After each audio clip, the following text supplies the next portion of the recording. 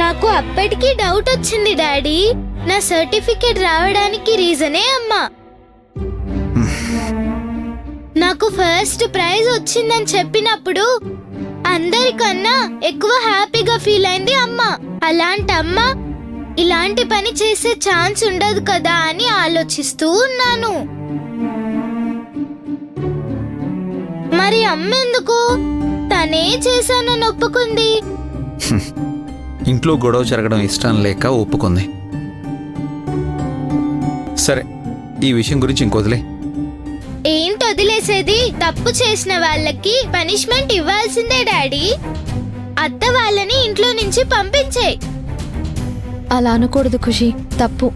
ఏంటి తప్పు? అలాంటి వాళ్ళని ఇంట్లో ఉండనివ్వకూడదు. చూడు ఖుషి, వాళ్ళు ఎలాంటి వాళ్ళైనా సరే, కానీ నీతో రక్త సంబంధం ఉన్నవాళ్ళు.